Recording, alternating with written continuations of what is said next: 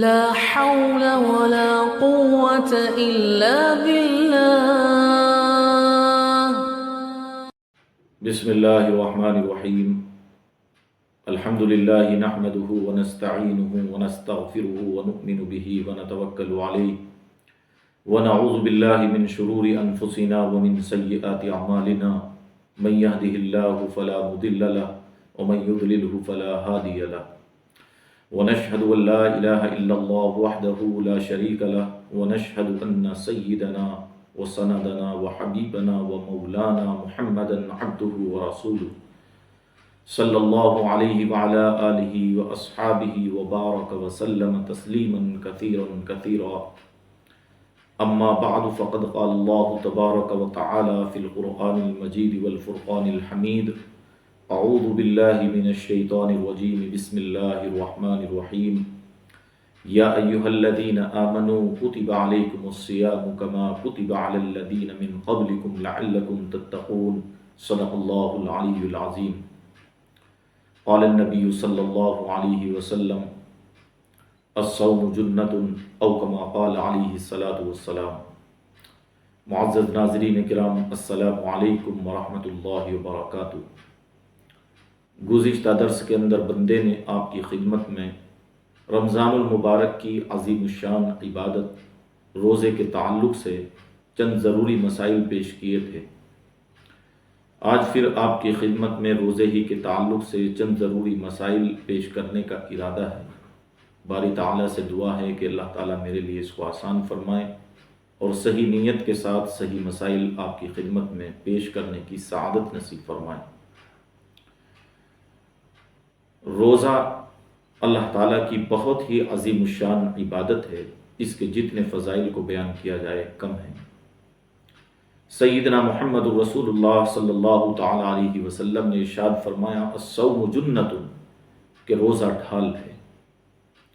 جس طرح میدان کارزار میں دشمن سے مقابلے کے وقت دشمن کے وار سے حفاظت کے لیے ڈھال ایک بہترین آلہ ہے، اسی طرح روزے دار کے لیے روزہ جہنم کی آگ سے حفاظت کا بہترین ذریعہ ہے. خوش نصیب ہیں وہ لوگ جو روزے کی عبادت کا اہتمام کرتے ہیں، اور بڑے ہی بد نصیب اور محروم ہیں وہ لوگ جو روزے کی عبادت پر قوت رکھتے ہوئے بھی، قدرت رکھتے ہوئے بھی روزے کی عبادت سے محروم رہتے ہیں. اللہ تعالی ہم سبھی کو روزے کی عبادت کا اہتمام کرنے کی توفیق عطا فرمائیں. روزے کے لیے نیت ضروری ہے. نیت کے بغیر روزہ صحیح نہیں. کچھ روزے تو وہ ہیں جن کی نیت کا کرنا رات ہی سے ضروری ہے، یعنی صبح صادق سے پہلے پہلے، سحری کے وقت کے ختم ہونے سے پہلے پہلے ان روزوں کی نیت کرنا لازم ہے. اور کچھ روزے وہ ہیں جن کی نیت آپ رات سے لے کر نصف النہار شرعی سے پہلے پہلے تک کر سکتے ہیں. جن روزوں کی نیت صبح صادق سے پہلے کرنا لازم اور ضروری ہے، یہ روزے وہ ہیں کہ رمضان المبارک کے قضا روزے،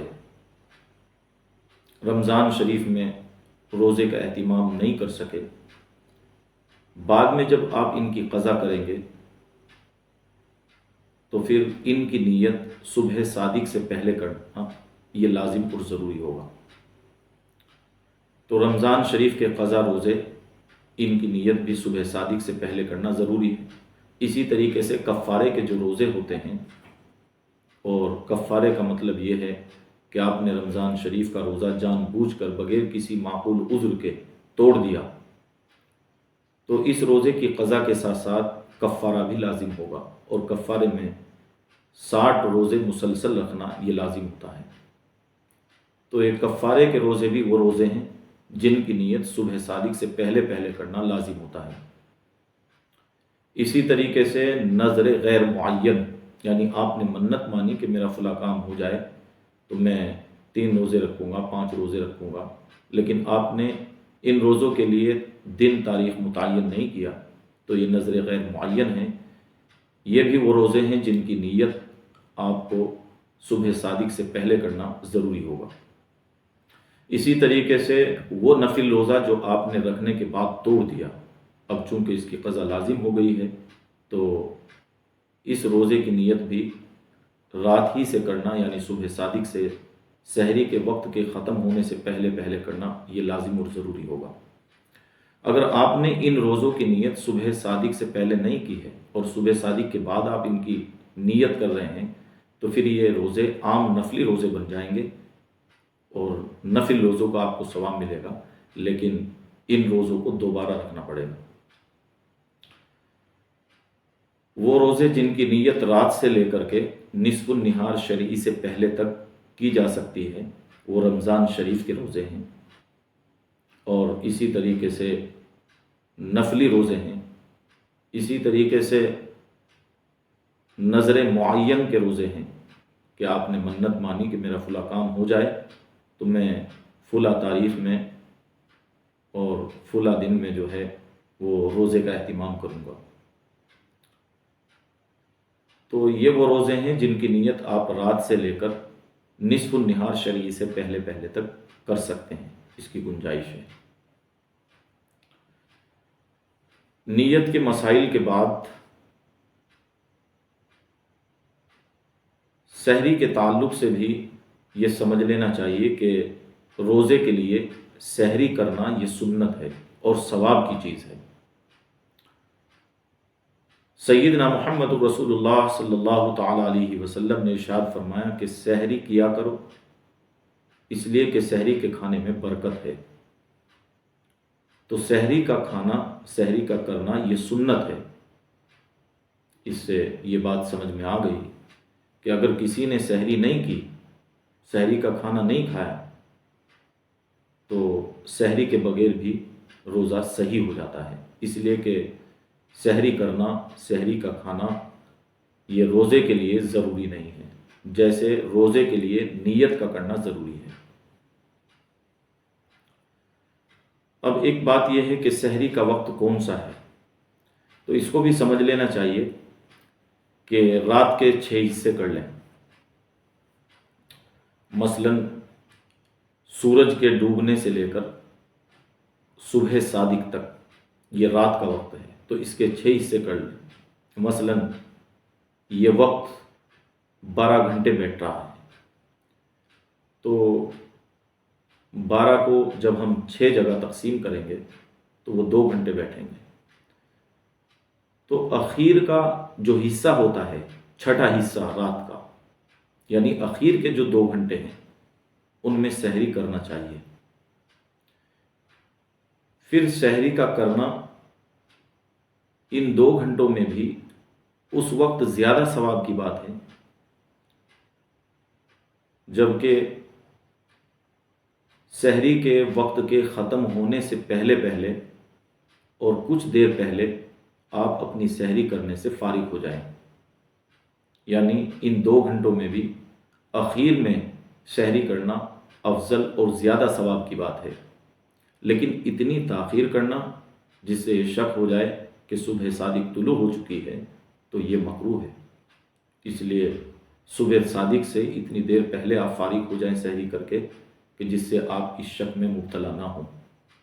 تو یہ وقت ہے جس میں سحری کا کرنا زیادہ ثواب ہے۔ اب اخیر میں ہمیں یہ بات بھی سمجھ لینی چاہیے کہ روزے کی حالت میں کچھ اعمال ایسے ہیں، کچھ چیزیں ایسی ہیں جن کے کرنے اور استعمال سے روزہ فاسد ہو جاتا ہے، روزہ ٹوٹ جاتا ہے، اور کچھ چیزیں وہ ہیں جن کے استعمال سے روزہ فاسد نہیں ہوتا ہے، روزہ نہیں ٹوٹتا ہے۔ پہلے میں وہ چیزیں ذکر کر دیتا ہوں جو روزے کو توڑ دینے والی ہیں۔ جان بوجھ کر کھانا پینا، اسی طرح صحبت کرنا، ناک یا کان میں دوائی ڈالنا، سحری کا وقت ختم ہونے کے بعد یا افطار کا وقت ہونے سے پہلے کھانا پینا، جان بوجھ کر منہ بھر کے قے کرنا، کلی کرتے وقت حلق میں پانی چلا جانا، جان بوجھ کر دھویں والی خوشبو سونگھنا جیسے اگربتی وغیرہ، تو یہ سب چیزیں وہ ہیں جو روزے کو فاسد کر دیتی ہیں، توڑ دیتی ہیں۔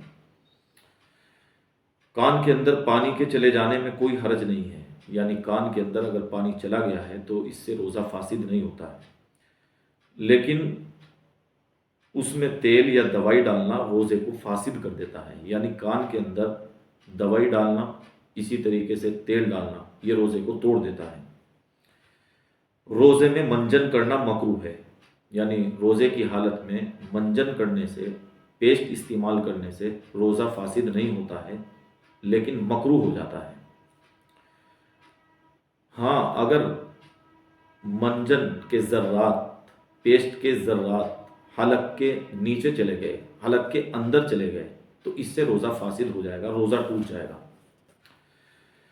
روزے کی حالت میں داڑھ دانت نکلوانے میں دوائی، خون، پانی کے حلق میں جانے کا اندیشہ ہے، بلکہ یقینی چیز ہے، اس لیے داڑھ دانت کا علاج روزے کی حالت میں کرانا ٹھیک نہیں، بلکہ اگر زیادہ پریشانی ہو تو داڑھ دانت کا علاج افطاری کے بعد کرایا جائے، یا پھر روزہ نہ رکھ کر اس کا علاج کرائیں اور پھر روزے کی قضا کریں، اس لیے کہ اگر داڑھ دانت کے علاج میں پانی یا دوائی یا خون روزے دار کے حلق میں چلا جائے تو اس کا روزہ فاسد ہو جائے گا، یعنی کوئی بھی چیز اس کے ذرات حلق کے اندر چلے گئے ہیں تو روزہ فاسد ہو جائے گا، ٹوٹ جائے گا۔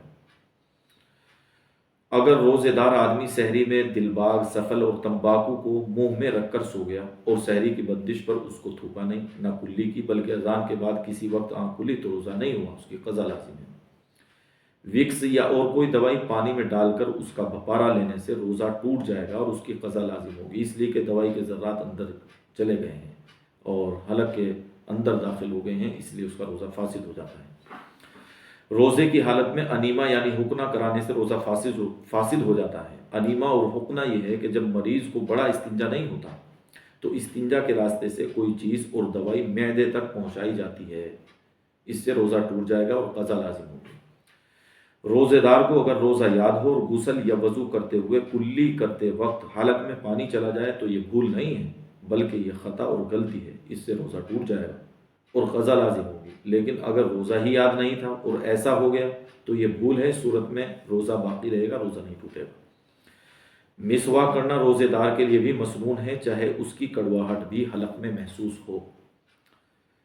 سسکی کا مریض دم گھٹنے کے وقت آکسیجن جیسی بھاپ کی شکل میں منہ میں لیتا ہے، اس میں دوائی کے اجزاء ہیں، اس لیے اس سے روزہ ٹوٹ جاتا ہے، پھر اس پر قضا واجب ہوگی، کفارہ لازم نہیں ہوگا۔ منہ میں پان دبا کر سو گیا، صبح ہو جانے کے بعد آنکھ کھلی تو روزہ نہیں رہا، قضا رکھے، کفارہ واجب نہیں ہے۔ اگر قے خود بخود آئی اور منہ میں آنے کے بعد اس کو قصدن لوٹا لیا تو اس سے روزہ فاسد ہو جائے گا۔ ہاں، اگر قے خود بخود لوٹ گئی، یعنی خود بخود ہی وہ اندر چلی گئی، پھر روزہ نہیں ٹوٹا ہے۔ اگر جان بوجھ کر اندر لے گیا ہے، اس کو نگلا ہے، تو اس سے روزہ ٹوٹ جائے گا۔ اسی طریقے سے متلی ہونے کی وجہ سے، یعنی جی کے کچا ہونے کی وجہ سے قے یعنی الٹی ہوئی، اس سے روزے میں کوئی خرابی نہیں آتی، بس یہ ذہن میں رہے کہ منہ میں آئی ہوئی چیز کو قصدن نہ نگلے، اور اگر حلق میں انگلی ڈال کر قصدن قے کرے، یعنی ارادتاً ہی اپنے اختیار سے قے کرے اور تھوڑی مقدار میں ہو، منہ بھر کے نہ ہو، تو بھی روزہ فاسد نہ ہوگا، لیکن اگر قصدن منہ بھر کر قے کی ہو تو روزہ ٹوٹ جائے گا اور قضا لازم ہوگی۔ روزے کی حالت میں عورت کی بچے دانی میں کوئی دوائی رکھنے سے یا دوائی کے ساتھ ہاتھ بچے دانی تک پہنچانے سے روزہ فاسد ہو جائے گا۔ صرف خشک ہاتھ پہنچانے سے روزہ فاسد نہیں ہوگا، یعنی ہاتھ پر اگر دوائی کے ذرات لگے ہیں یا پانی وغیرہ ہے تو بچے دانی تک پہنچانے سے روزہ فاسد ہو جائے گا، اور اگر ایسا نہیں ہے تو روزہ فاسد نہیں ہوگا۔ اگر صرف کسی کے دیکھنے یا تصور اور خیال کرنے سے انزال ہو جائے تو اس سے روزہ فاسد نہیں ہوگا، یعنی برے خیالات کی وجہ سے اگر انزال ہو جائے جاگنے کی حالت میں تو اس سے روزہ نہیں ٹوٹتا ہے، لیکن برے خیالات کا لانا یہ بری بات ہے۔ اگر بچے دانی میں دوائی افطاری کے بعد یا سحری کی بندش سے پہلے رکھی گئی تو اس کے رکھے رہنے سے روزے پر کوئی فرق نہیں پڑے گا، یعنی روزہ نہیں ٹوٹے گا۔ مرد کے پیشاب کے راستے میں مثانے تک بھی کوئی چیز پہنچا دی جائے تو اس سے روزہ فاسد نہیں ہوگا، اور مثانے کے بعد کا حکم دوسرا ہے۔ شوہر بیوی کے بوس و کنار کرنے سے اگر انزال ہو جائے تو روزہ جس کو انزال ہوا ہے اس کا روزہ فاسد ہو جائے گا، اور روزے کی قضا لازم ہوگی، کفارہ لازم نہیں ہے۔ اگر سحری کی بندش کے بعد جان بوجھ کر روزے کی حالت میں میاں بیوی نے صحبت کی تو روزہ فاسد ہو جائے گا اور روزے کی قضا لازم ہوگی، اور اگر یہ روزہ رمضان کا ہو تو کفارہ بھی لازم ہوگا۔ قوم لوط والا عمل کرنے سے اور ہاتھ کے ذریعے نفسانی خواہش پورا کرنے سے جو گناہ ہوتا ہے اس کی تفصیل کتابوں میں ہے۔ اگر روزے کی حالت میں ایسا کیا تو روزہ فاسد ہو جائے گا اور قضا لازم ہوگی، اور یہ گناہ کبیرہ کا ارتکاب کرنا ہے، اس سے تو بہت بچنا چاہیے۔ اللہ ہم سب کی حفاظت فرمائے۔ بواسیر کے مس سے دو طرح کے بتائے گئے ہیں، ایک باہر والے مس سے اور دوسرے اندرونی مس سے۔ باہر والے مسوں پر دوا لگانے میں کوئی حرج نہیں، اس سے روزہ نہیں ٹوٹتا ہے، لیکن اندر والے مسوں پر دوائی لگانے سے روزہ ٹوٹ جائے گا۔ اب وہ چیزیں بھی سماعت کر لیجئے جو روزے کو نہیں توڑتی ہیں۔ بھول کر کھانے پینے سے، بھول کر ہم بستری کرنے سے روزہ نہیں ٹوٹتا ہے۔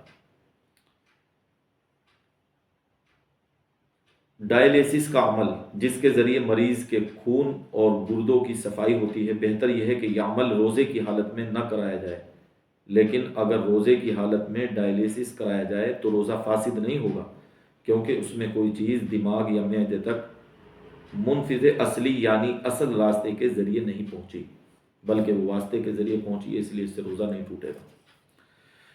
دل کے مریض کی زبان کے نیچے کوئی دوائی رکھی جاتی ہے، اس دوائی کے اجزاء اندر نہ جائیں، بس زبان کے نیچے رکھنے سے ہی اس کا اثر ہو جائے تو روزہ فاسد نہیں ہوگا، اور اگر وہ دوائی لعاب کے ساتھ مل کر حلق میں چلی جائے تو روزہ فاسد ہو جائے گا، یعنی اس دوائی کے اگر ذرات تھوک کے ذریعے سے حلق کے اندر چلے جائیں تو روزہ فاسد ہوگا، اور اگر ایسا نہیں ہے تو پھر روزہ فاسد نہیں ہوگا۔ دمہ اور سسکی کے مریض کے لیے انہیلر کے ذریعے آکسیجن لینے کا مسئلہ پیچھے گزرا ہے۔ اس سلسلے میں مزید وضاحت یہ ہے کہ اگر ایسے مریض کو روزانہ ایسی دقت پیش آتی ہو تو پھر وہ معذور کے حکم میں ہیں، بہتر ہے کہ وہ روزہ رکھتا رہے اور آکسیجن کی ضرورت پڑے تو آکسیجن لے لے اور اس روزے کی قضا کرے، اور اگر قضا نہ کر سکے تو ایک روزے کا ایک فدیہ یعنی فطرے کی مقدار ادا کر دے۔ اسی طریقے سے اگر کسی بیمار آدمی کا الٹرا ساؤنڈ کرانا ضروری ہو اور ڈاکٹر یہ کہے کہ پہلے کچھ کھانا پینا ضروری ہے تب الٹرا ساؤنڈ ہوگا تو سخت مجبوری یعنی ناقابل برداشت تکلیف ہونے کی صورت میں روزہ توڑ سکتے ہیں، بعد میں اس کی قضا لازم ہوگی، روزہ ٹوٹ جائے گا، لیکن اس روزے کی چونکہ مجبوری کی وجہ سے توڑا گیا ہے تو صرف قضا لازم ہوگی، کفارہ لازم نہیں ہوگا۔ اور تکلیف ناقابل برداشت نہ ہو تو روزہ نہ توڑے، بلکہ آئندہ روزہ چھوڑ کر یہ کام کرائے اور بعد میں روزے کی قضا کرے یا رمضان کے بعد اس کام کو کرے۔ کوئی روزے دار خوب طاقتور ہے، بھولے سے کچھ کھا پی رہا ہے، اگر کوئی دیکھ لے اس کو یاد دلانا واجب ہے، کمزور ہو تو یاد نہ دلاوے بلکہ کھانے پینے دے اور بعد میں اس کو بتلا دے، اور اگر وہ صحت مند ہو، طاقتور ہو تو اس کو تو اول دفعہ ہی پہلے مرحلے میں ہی اس کو بتلا دے، اور یہ بتلا دینا ضروری ہے۔ پھر اس کو چاہیے کہ وہ منہ کے اندر جو کھانے پینے کے جو ذرات ہیں ان کو باہر کر دے، کلی کر لے، اور اس کا روزہ یہ فاسد نہیں ہوگا، نہیں ٹوٹے گا۔ لاچاری میں چھوٹے بچے کو اپنے منہ سے چبا کر کھلانے سے روزہ نہیں ٹوٹتا، اگر اس کی کچھ اور شکل ہو تو پھر خود چبا کر دینا مکروہ ہے، یعنی کسی اور چیز کے ذریعے سے بچے کو غذا چبا کر دے سکتے ہیں تو پھر کسی اور چیز کے ذریعے ہی چبا کر یا باریک کر کے دینا چاہیے۔ اگر اس کے ہوتے ہوئے یعنی اس دوسری شکل کے ہوتے ہوئے بھی اماں چبا کر کھلاتی ہے اپنے منہ سے تو یہ مکروہ ہے، اور اگر اس کے ذرات حلق کے نیچے اتر جاتے ہیں تو پھر اس کا روزہ فاسد ہو جائے گا۔ دن میں سرما لگانے، آنکھ میں دوائی ڈالنے، سر میں تیل لگانے اور بغیر دھویں والی خوشبو سونگھنے سے روزہ نہیں ٹوٹتا، اگرچہ سرمے کا اثر تھوک یا ناک کی ریزش میں ظاہر ہو جائے تب بھی روزہ فاسد نہ ہوگا۔ حلق کے اندر مکھی، دھواں اور گرد و غبار خود بخود چلا گیا تو روزہ نہیں گیا، البتہ اگر قصدن ایسا کیا تو روزہ ٹوٹ جائے گا۔ دانتوں میں گوشت کا ریشہ یا کوئی اور کھانے کی چیز اٹکی ہوئی تھی، اس کے اندر ہی اندر خلال سے نکال کر یا زبان سے نکال کر کھا لیا تو اگر وہ چیز چنے کے دانے سے کم ہے تو روزہ باقی رہے گا، اور اگر وہ چیز چنے کے برابر یا زیادہ ہے تو روزہ فاسد ہو جائے گا۔ ہاں اگر اس چیز کو باہر نکال کر کھایا تو چنے کی مقدار سے کم ہو یا زیادہ، پھر تو دونوں صورتوں میں روزہ ٹوٹ جائے گا۔ فقہا نے لکھا ہے کہ اگر روزے دار تل کے دانے کو دانتوں سے چبائے تو روزہ فاسد نہیں ہوگا، اور اگر اس کے بغیر چبائے نگلے تو روزہ ٹوٹ جائے گا۔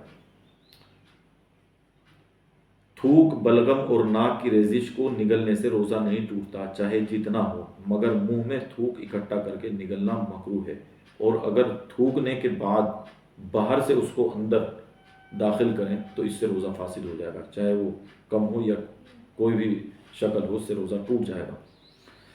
خود بخود قے ہونے سے تھوڑی ہو یا زیادہ روزہ فاسد نہیں ہوتا۔ ایسے ہی سحری کے ختم پر خوب کلی غرارہ کرنے کے بعد تھوک میں پان کی سرخی کا نظر آنا، ایسے ہی رات کو غسل کی حاجت ہونے کے باوجود غسل نہ کرنا، ان باتوں سے روزہ نہیں ٹوٹتا، البتہ دن بھر غسل نہ کرنے کا الگ گناہ ہوگا۔ یعنی روزے کی حالت میں ناپاک نہیں رہنا چاہیے، بلکہ پہلی فکر ہونی چاہیے پاک ہونے کی۔ اگرچہ اس سے روزہ نہیں ٹوٹتا ہے، لیکن پھر بھی روزہ ایک عبادت ہے، آپ عبادت میں ہیں تو پاکی کی حالت میں ہونا چاہیے آپ۔ روزے میں انجیکشن لگوانا جائز ہے، لیکن اگر کسی انجیکشن کی دوائی سیدھی ایک دم معدہ یا دماغ میں پہنچتی ہو تو روزہ ٹوٹ جاتا ہے۔ عام انجیکشن سے روزہ نہیں ٹوٹتا ہے۔ تو انجیکشن لگوانے سے، گلوکوز کے چڑھوانے سے، خون کے نکلوانے سے، چاہے وہ ٹیسٹ کے لیے ہو یا کسی انسان کے بدن میں چڑھوانے کے لیے ہو، ان سب چیزوں سے روزہ نہیں ٹوٹتا ہے۔ بہرحال یہ چند مسائل تھے جو میں نے آپ حضرات کی خدمت میں پیش کیے ہیں، اللہ تعالیٰ قبول فرمائے، اور پھر اگلے درس میں انشاءاللہ حاضری ہوگی۔ السلام علیکم ورحمۃ اللہ وبرکاتہ۔